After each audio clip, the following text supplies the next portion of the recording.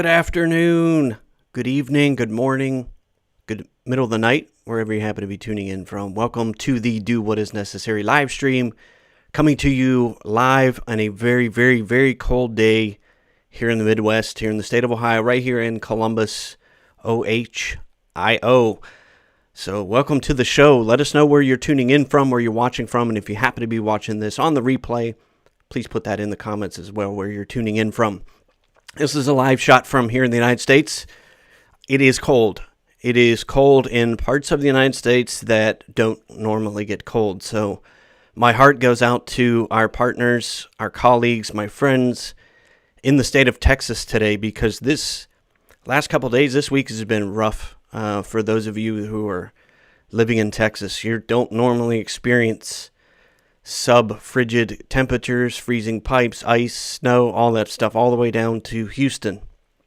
It's pretty cold. So if it's cold where you're tuning in from, let us know too what the weather's been like, whether you're hanging in there, whether or not you're surviving this winter and so far in 2021, because it's been cold the last couple of weeks. We're due for some more snow here in Columbus, I think tonight into Friday. So welcome. This is your Wednesday afternoon, evening, middle of the night therapy. We like to break up the middle of the work week and have a little bit of fun, have a little bit of edutainment, education with some entertainment thrown in there. So welcome those of you who happen to be joining us as repeat guests, those of you who watch the show every single week, who give us feedback and tell us what we're doing and how much you appreciate the show. This is a shout out to all of you who watch the show. And if you happen to be watching the show, you've seen it before, put that in the comments. If this is your very first time watching the show, please put that in the comments. I like to welcome our new viewers. And if you happen to be listening to this when we turn it into podcast format, welcome. This is the Do What Is Necessary live stream. We've been doing this live stream for almost a year, since April of last year. And it's all about challenging the norm, challenging what we've been taught for so long is the normal way to live, the hustle, grind, all that garbage that we've been taught. We throw it out the window, and we challenge all of those things that we've been told are normal, what our life is supposed to look like, what our business is supposed to look like, what our spiritual and family life are supposed to look like. This is all about challenging those normal things. Every week, we talk about things that nobody wants to talk about, so that is what this is all about. If you've never watched this show before and you're tuning in for the very first time, again, let us know where you're tuning in from. My name is Andrew Moon. I am the Orange Nomad. I founded Orange Nomad back in 2014 after spending almost 30 years in the IT channel, and we've been coaching, helping people create small calm businesses. We help small businesses create calm businesses. That's what we're all about. My job is to take hustling entrepreneurs, turning them into calm, unstoppable CEOs. That's what this show is dedicated to do. So again, let me know you can hear me okay, that everything's coming in. We'll get all of that technical geek stuff out of the way. So again, let me know in the comments. Let's check the comments real quick before we get rolling.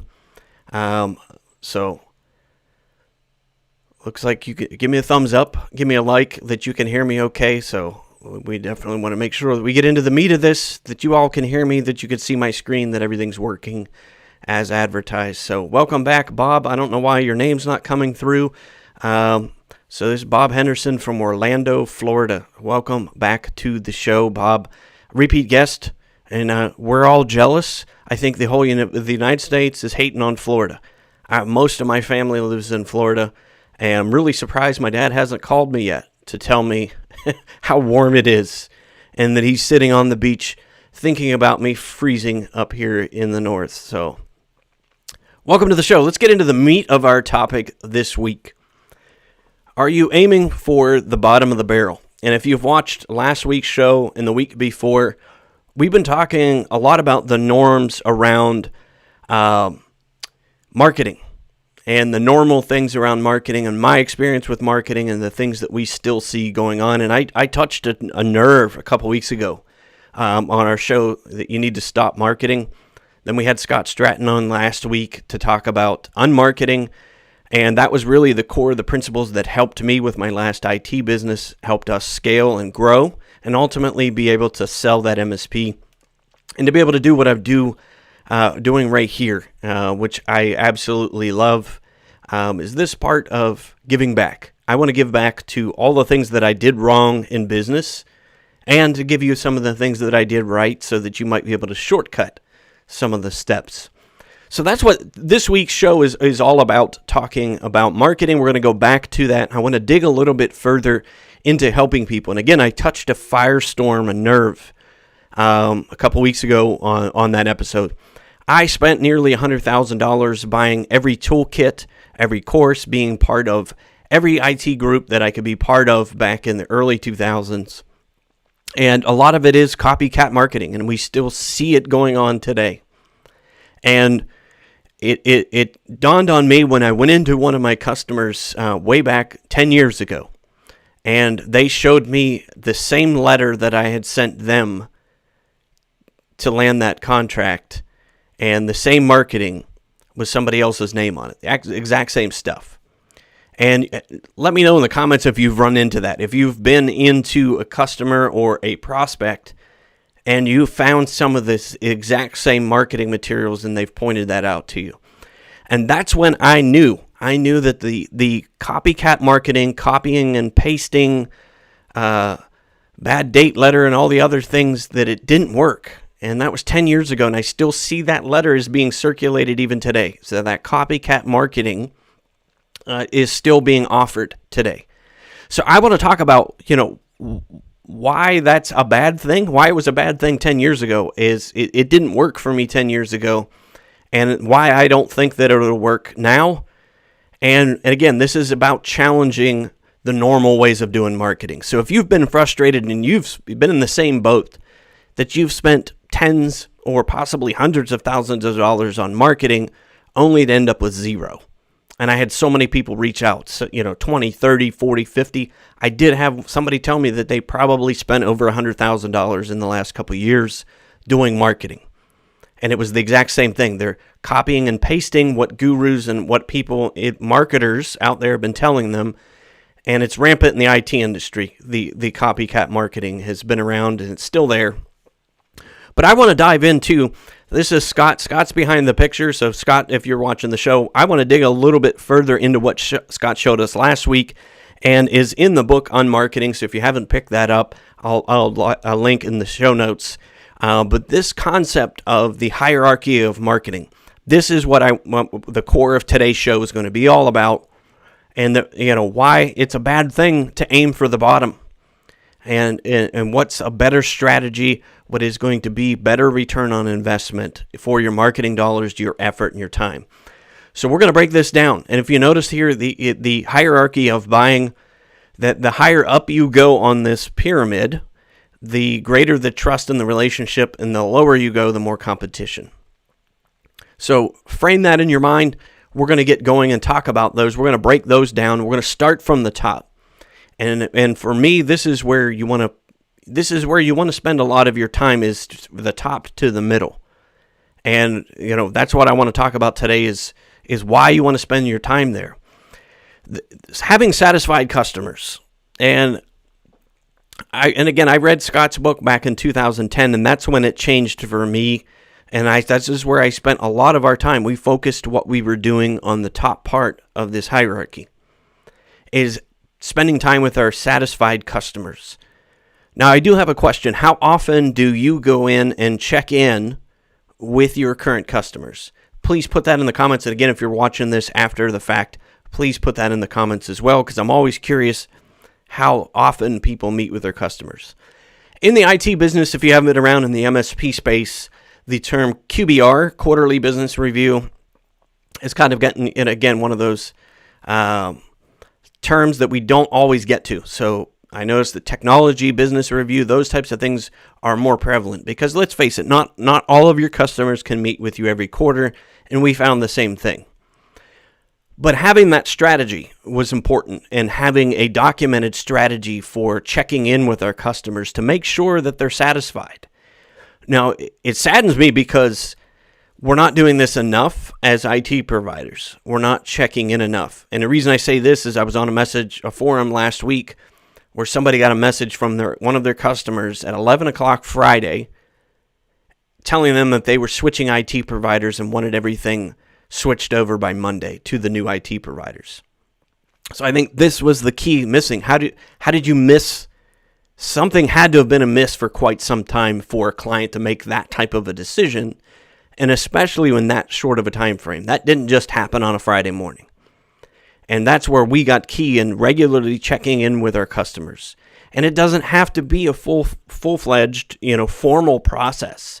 This could be a matter of just taking them out to lunch or doing a lunch in, providing lunch for your customers and sitting and eating with them.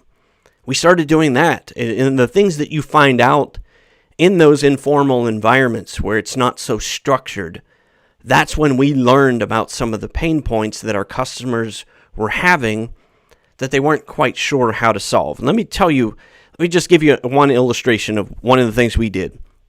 I started doing this, and a common thing started coming up with all of our customers. Every time that the new iPhone came out, or new phone, just insert your favorite cell phone provider, that every time a new phone would come out, that they would have to go to the store and spend hours and be trying to be upsold on things, and the CEOs would waste hours of their time trying to get the new phone. And I started to hear that, how aggravating that was for them. So light bulb went off in my head. We started doing that for our customers. We provided that as a service that cost them nothing, and it went a long way. What do you think happened? That when we started doing that, they would tell everyone about that little thing. It wasn't about everything that we were doing in between there. It was about that one little thing, how much that saved them time. But I wouldn't have known that if I wasn't listening. And I know what it's like in IT, and especially with 2020, IT providers are pretty strung out as far as their time. But this is if you had money and if you've wasted money, this is where you need to start. Find out those problems that your customers are having. And it may not be something that you may be able to provide, but it might be something where somebody in your network, in your LinkedIn network, that you can get them connected with that can solve that problem. But this is about solving problems and keeping satisfied customers. And that's the key. You'd be surprised. We had a customer that went from our initial IT service contract. I found it the other day. We were $62 a seat in 2004 when we started. That client was with us 10 years later when I sold. That client was north of $563 per seat. And it was about doing those things. And this was one of the clients that we did things like going to the cell phone store. So if there's things inside your business, there are problems that your customers have, find a way to solve them. But this is, again, if you've pitched thousands of dollars out the window, this is an easy place to start to be able to gain traction inside your business and to be able to pick up revenue that may not have been there. But again, it's about being creative and thinking through that. And again, this does not take a slick marketing strategy to be able to do. How better than people, they already know you, they already like you, they already trust you. And it's so easy to do that, to solve problems, to come up with unique ways to solve business or personal life problems for people. And they will pay you. You don't have to go find somebody else to know, like, and trust you. Your current customers already do. Second one, as you can see, I get pretty amped when we talk about a few of these things. And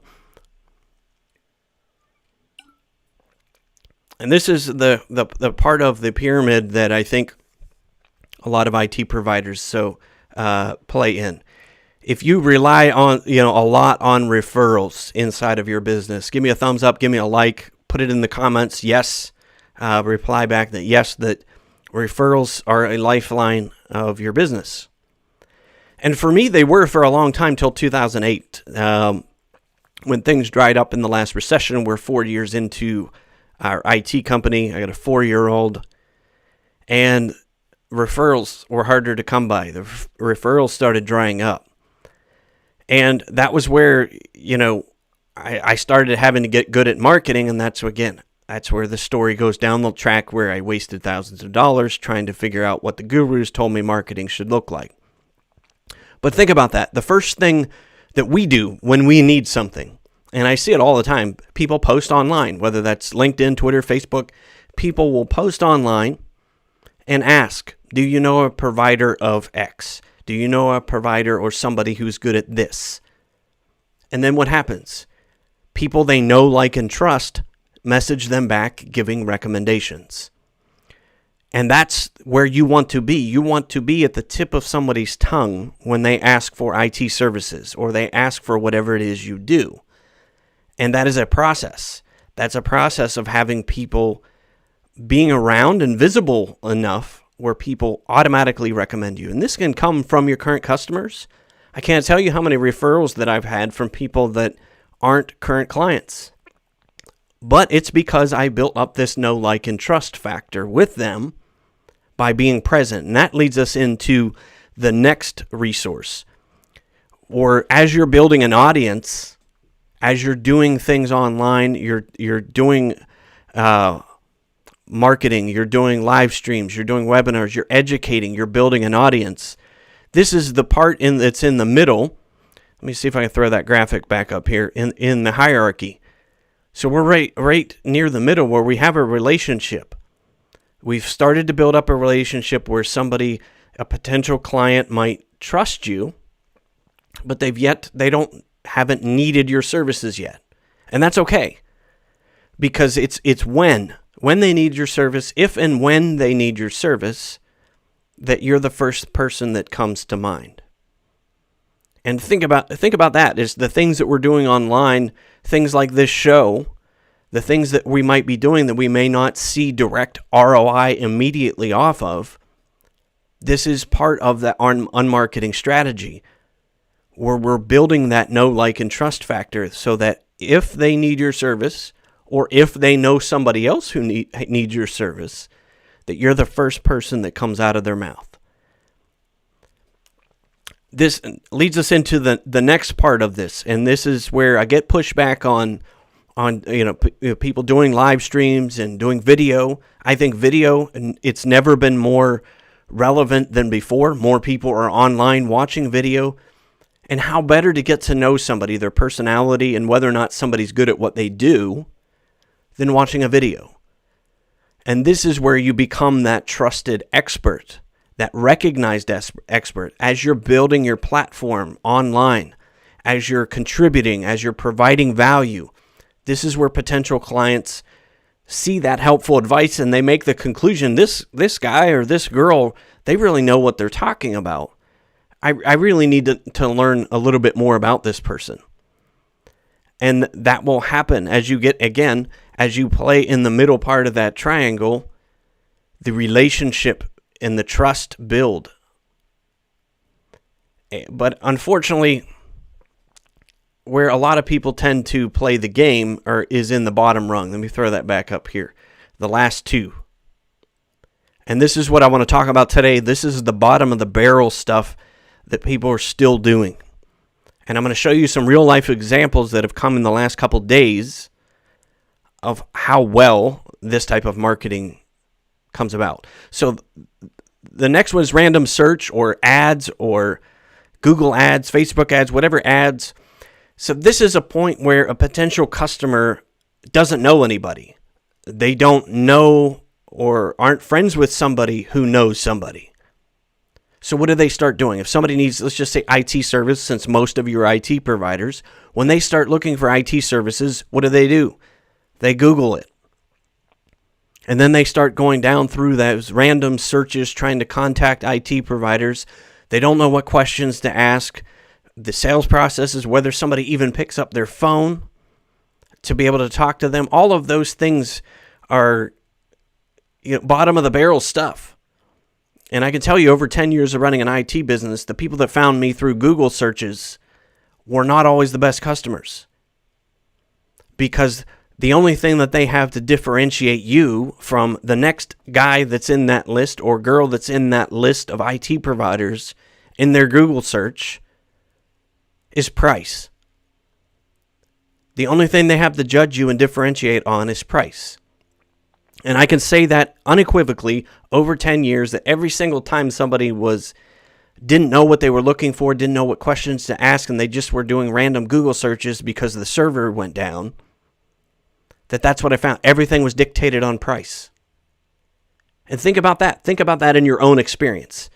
Those potential leads that you're getting, if you're even getting any. I see so many IT guys spend so much time on SEO so that they can be found in searches, and then they wonder why price always seems to come up all the time, and that the sales process grinds to a halt because of price. And this is why we're playing bottom of the barrel stuff. And again, I still see people teaching this, and it frustrates me. It pains my heart when I get people telling me that they're almost out of business because they spent tens of thousands of dollars on marketing gurus who told them that this is what they should be doing.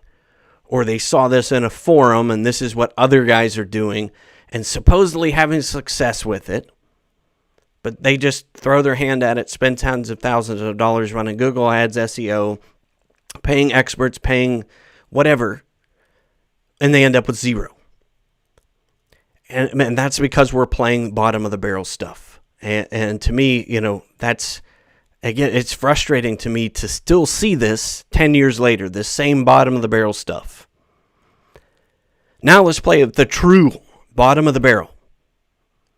Cold calling, cold outreach. And this is the one that, Scott talked about last week. Scott Stratton, if you want to watch that last week's show. How many of you love it when you get cold called in the middle of your day, or you get cold called in the evening from somebody who you don't really know who they are, and they're trying to get you to buy their services? How many have experienced that? Put that in the comments, please. I think we've all, had that. We've all experienced that where somebody cold calls you in the middle of the day, or somebody cold calls you in the middle of whatever, you're trying to run a business, and a vendor or a company calls you out of the blue. Or worse yet, we see that now with the LinkedIn cold calling, where you connect with somebody and then you immediately get sales pitches. That's bottom of the barrel stuff. This is that cold outreach. And the reason so many companies play this is that cold calling, it's time intensive, it's horrible results, and people play that because they think it's low cost. Because you can fog a mirror, so I'm going to have you start making calls. Or worse, I see people paying $2,000, $3,000, $4,000 to telemarketing services. They're good for the first month or so, and then they fall flat on their face after that.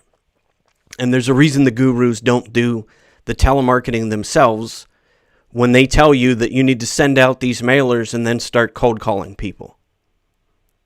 And people wonder why it doesn't work.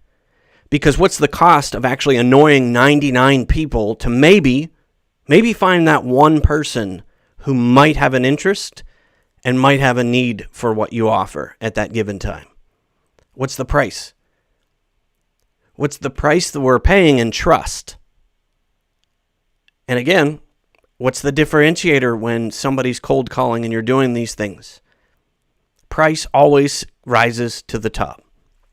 And that's frustrating. And I hate to see it. And, I still see it. And I know that I'm not the only one out there. I know I'm not the only one out there that has experienced this. Because this is the feeling that I get when I still see it. This is the feeling that I get when people still do it to me. I just had this Friday, a vendor in the MSP space. I don't even do MSPs. I'm not in the IT game. But somebody randomly did a LinkedIn search, found me, new guy, new salesperson to this cloud company, called me, left me a voicemail, then emailed me, and then called me the next day, left another voicemail, and then tried to connect with me on LinkedIn. How much trust do you think I have in that person? How much do you think I want to work with that company when they're doing this kind of things, and they're throwing new salespeople at it? And this is what I want to challenge. This is the Do What Is Necessary live stream. And what is necessary is not to keep doing the same kind of marketing and puking out the same content and doing the same thing that frustrates people so much. Let me give you a real world example. Here's a screenshot that was on my LinkedIn feed the other day. And this is something that, again, it boils my blood and frustrates me to see it. A CEO and a founder of a company posted this. She said, if you use a scraper, a data scraping tool, to pull my information off the internet in order to contact me in an effort to work with me, I promise you that it is only going to make me say no faster. It's invasive and unnecessary. There are plenty of other ethical ways to build a truly authentic relationship with a business, but it starts with trust first. You simply become part of the noise in the background. Focus on relationships first and recognize that you don't need to work with everyone. This is from a CEO that's not in the IT business, who's not in the tech field. And these are the things that frustrate people. I could probably post screenshots for the next hour on how many times I see this in a week. And this is where I want to flip on you, on what you're doing, is to examine what we're doing. And I was doing this exact same thing. I was doing these exact same tactics and ended up as frustrated as most of you are. We end up with this feeling, this pit of our stomach, when we get these, and we still get these. And it makes people want to run away. People don't want to do business with people who are still doing those types of things. Now here's one, and again, because most of my audience is in the tech background, is in the IT space, here's one from an MSP group that I belong to on Facebook. And I blurred everything out to hide everybody's identity. But this is a question that came up from an MSP to other MSPs. How annoyed are you when you start getting emails from companies trying to get your business? We all know how annoyed so-and-so is. I was wondering how annoyed the rest of you are. We're going to start email marketing, and I'm wondering if I should worry about ticking people off or not. Think about that. If you have to ask that question, if you're even the remotest bit concerned that you're going to make people upset, stop doing it. Stop doing that kind of marketing. We hate it. IT providers, we hate it when it's done to us. So please stop turning around and doing it to other people. That's hypocritical marketing. And again, let's go back to that graphic. This is where everybody wants to play, is at the bottom of the barrel, where all the competition is, and where everything is differentiated on price. And that's the only thing that people have that they're going to make. When you do that to them, that's the only thing they're going to differentiate you on price, is how cheap can I get your service? It's bottom of the barrel stuff. I'm going to go back to the other one about data scraping. And what was even more interesting to me about this particular instance, and I'm not going to shame and I'm not going to call out the person that I found doing this, that is an MSP marketing expert, an MSP marketing guru, and touts himself as such, actually did a video showing this exact thing, how to scrape people's data off the internet. And I know there's tools out there that can do this. We all love the tools. We can scrape and find data. What you have to ask yourself is, are you willing to alienate and make that trust gap between your potential customers even further by doing things like this? Because this is how they feel. If you found their phone number or their email address on LinkedIn and you start doing things like this, this is what is going to happen. I promise you. And that's what I want to do, is just challenge what we're doing, and to challenge it, to take a hard look at what you're doing and where you're playing and where you're spending your time in this graphic. Are you playing at the bottom of the barrel, or are you playing in the middle? And this is where you'll probably spend most of your time, is doing things that are in the middle, becoming a recognized expert, building relationships with people, getting referrals. That's when everything leads to another. And that's when things get easier, when you play from the middle. That's when good educated customers that are with you for life, that's where they come from, is doing things like this. The problem is, I'll admit it, Being in the middle takes time. Being in the middle, building trust takes time. Fostering relationships takes time. And again, I want to flip the mirror on ourselves. Are we playing the bottom of the barrel because it's quick, easy money? Are we playing the bottom of the barrel because that's what everybody else is doing? Are we playing bottom of the barrel because that's what we're told success looks like? And I know I've, jumped on a soapbox this week with one. I'm very super passionate about this because I see people still encountering the same type of things. And I'm going to be talking a lot more about this. I know we've dedicated most of the shows here in February on marketing. But if you're like me, when I ran my IT business, fourth quarter was always super busy. January, you catch your breath a little bit. And then February is when people start realizing, oh, crap, I don't have a marketing strategy for this year. We're behind the game. I don't have any pipeline. I don't have any people to reach out to. So if you've ever been in those scenarios, this is what I want to stop. I want to stop the copycat stuff. I want to stop people from spending thousands of dollars with so-called quote-unquote gurus and marketing ninjas who are doing the same type of garbage out there. And that's the challenge. That's the challenge on this show, is challenge what you've been doing. Take a look at what you're doing. Take a look at what you have in the pipeline to do this year. And I want this show to be about challenging that and recognizing that there is a different way to do things. So what was your number one takeaway from the show this week? I'm curious to know what people's experiences are. And again, I know we're a Wednesday afternoon, but we do have some folks still watching live. If you're watching this after the fact, what was your number one takeaway out of today's show? What things do you think we need to do differently as an industry? What education do you think we need as an industry to do things different?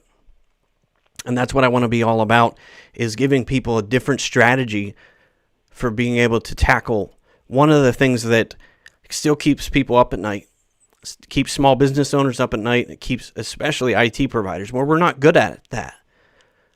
And that's what I found in 2008 when everything grinded to a halt, that I had to learn marketing.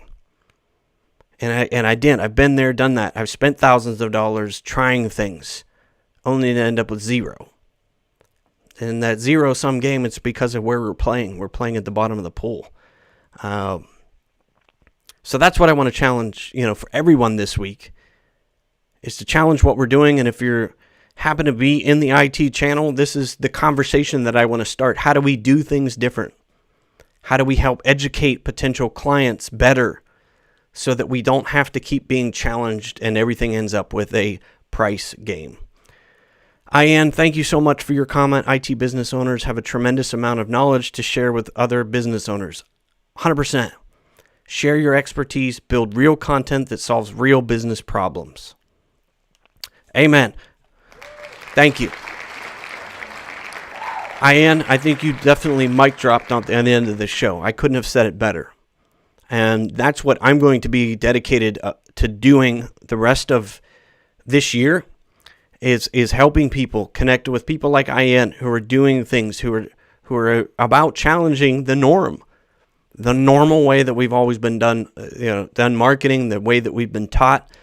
And I want to challenge the gurus that are still in the space to do things differently, to stop puking out the same content that we saw 10 years ago, and innovate, do something different. Help your partners, help your members, help the people. Let's move the industry forward, because I think right now, 2021 is the Wild West. We've never, ever had an opportunity in the IT channel to have this much attention on the IT channel, where everyone's business survival is reliant on IT. And that is certainly not going anywhere. Work from home. We're seeing lockdowns again. Work from home. All of those things are coming back with tremendous force. Again, we're not out of the woods yet. And I think we've got a unique challenge ahead of us. But I think, again, talking with others in the industry, that are ready for something different. That's what this show is about. It's about challenging it. It's about doing what is necessary. Thank you so much for my half rant this week. I get pretty amped with this because I think about somebody messaged me last week, has been spending $1,600 a month for 18 months and ended up with nothing. And I think about what you could do for $1,800 a month in this type of environment. So my upgrade your camera gear, get better at camera, get better at education. How much could you do with $1,600 a month put towards educating people on this platform? And live streaming a show and starting to do something different and putting content and educating people about how IT business, instead of just posting another cybersecurity, web page or cybersecurity breach, educate people on how that actually affects their business. Educate people on how those attacks actually come about, what triggers them. Help people work from home. And it's funny, before the pandemic started, most of our customers that we worked with that were posting on work from home type content, that got the most engagement 18 months leading up to COVID last year. And that's what I pushed them to do more education on helping people do that. That's what people are interested in. And lo and behold, what happened? Work from home is the norm. And those that were prepared for that saw that based upon engagement ahead of time, were well prepared to transition their customers.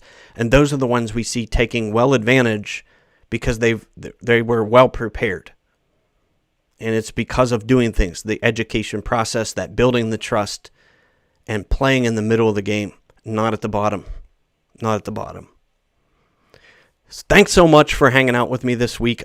I really appreciate everybody who tunes into the show every single week. Those of you, again, who are in Texas and other places, if you need help in the IT channel, please reach out. If there's problems that you're encountering in your business, please reach out. I'm happy to connect with anybody in my network that needs help. And connect them with other people who might be able to help them. And that's what, again, we got a couple more days of cold down there in the Midwest and in Texas. So thank you again so much for hanging out on the show this week. I look forward to seeing you next week on next week's show. I think we're going to do something a little bit different next week. I'm kind of changing it up. We're going to play with some formats. But if there's something that stuck out to you, again, please put that in the comments. Please, if you need help, please message me behind the scenes. I want to get the help that we need to help you in your business, to help you succeed. Because that's what this show is 100% about doing what is necessary. What is necessary for you is different for me. It's different than everybody else. But doing what is necessary for you to have happiness, to you to have peace, for you to have calm. That's what this show hopefully is helping people to be able to do. And based upon the feedback that I've got, that's exactly what I think we've hit mission accomplished, especially since the messages I've gotten the last couple weeks. And I want to thank you from the bottom of my heart. This show has been a labor of love for me again. And I want to thank you. Be safe. And always stay humble and kind. Always do what is necessary. I'll see you on the next show.